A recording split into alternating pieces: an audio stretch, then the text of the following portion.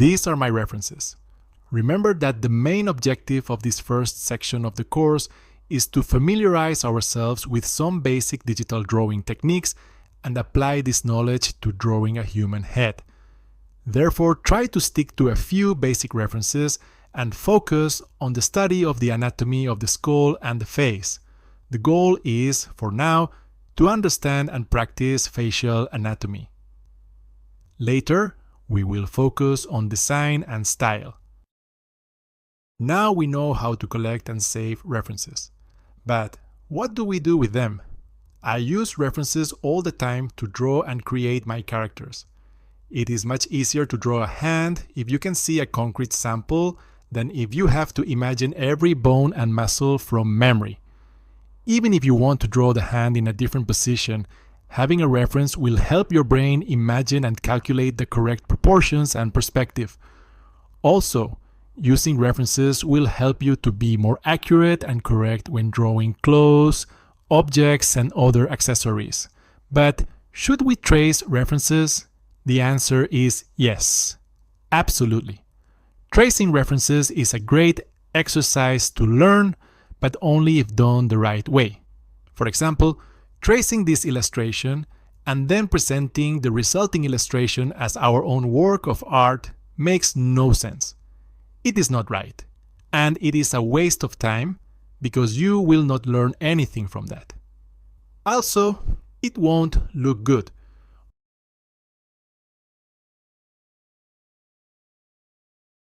On the other hand, schematically tracing a human head can be a very interesting exercise. Instead of trying to mindlessly follow each contour, try to identify the main lines, shapes, and volumes of the reference. This exercise can help your brain improve its knowledge about proportions, volumes, and perspective, which are basic concepts for drawing anything, not just human bodies. So, yes, trace as much as you can. The more, the better. But do it consciously and as a learning exercise. Next, I will show an example of how we can trace an image in a productive manner for our learning and understanding of anatomy and other basic concepts of drawing, such as volume and proportions. In this video, you'll see me use some digital techniques that we haven't introduced yet, but please don't worry about that.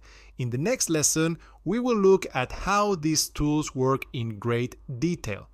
The aim of this lesson is to understand the basic structure of the head and some reference points that will help us draw human faces in a balanced and believable way. The first thing I always try to do is break down complex figures into simpler geometric shapes. For instance, the head of this actor could be simplified with a square or a slightly elongated quadrilateral on the sides. Something like that. The shape does not match the silhouette of the head or the jaw, but it does not matter. Once you have identified a main shape, it is easy to cut or sculpt additional shapes to adjust it closer to the reference. For example, if we draw a couple of diagonal lines at the bottom of the square, we will have a shape that comes quite close to the shape of the jaw. In any case, remember that the basic principle is to keep the shapes as simple as possible, so try not to get lost in the details. This is more than enough already. The second thing I would do once the main shape is defined is to find the axis of symmetry, the line that vertically divides the head into two halves. In this case, I think it would be more or less here. At this step, it is not necessary to be very precise, so do not worry if you need to make several attempts. The third step is to find the eye line, a straight line that marks the height of the eyes relative to the head. In this case, the eye line is here.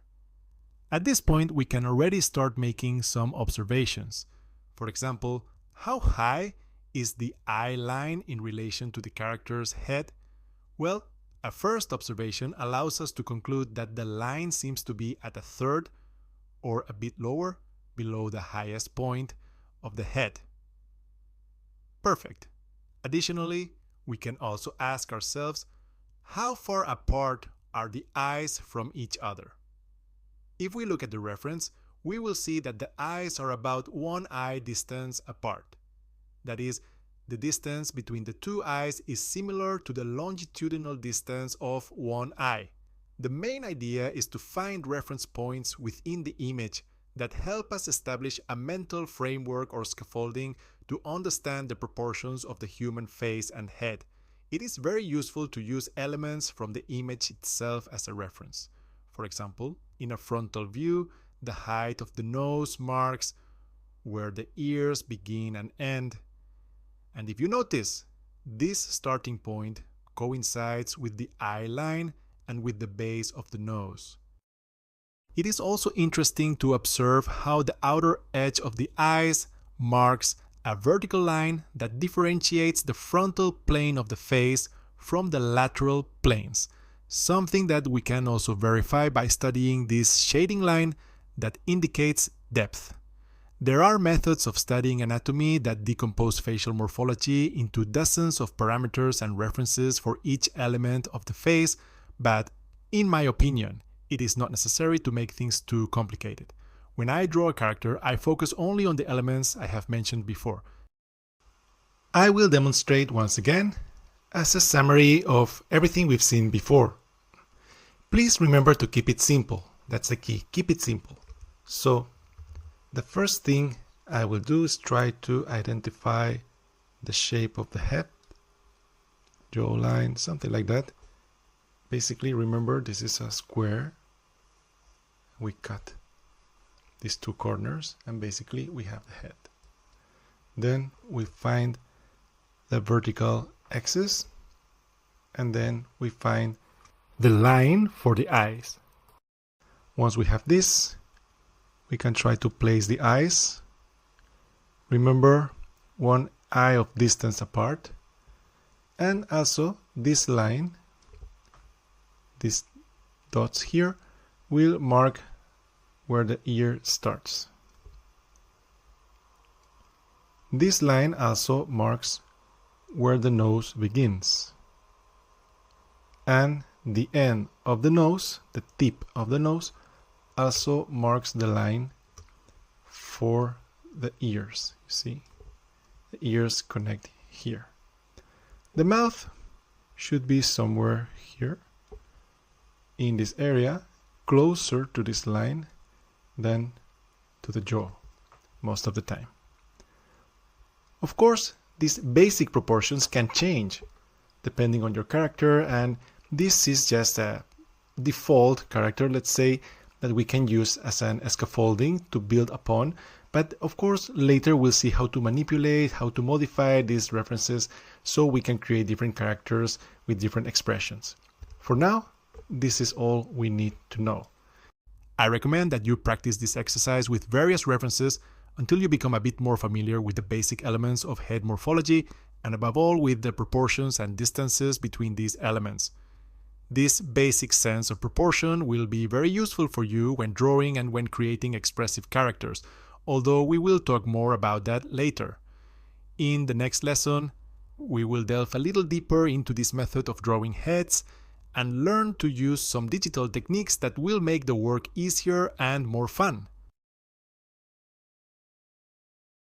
Now might be a good time to practice abstracting basic shapes and schematic proportions from a reference, but I recommend that you wait for the next lesson, as we will learn some interesting concepts and techniques that will allow you to do this exercise more efficiently and effectively. Therefore, I'll see you in the next lesson.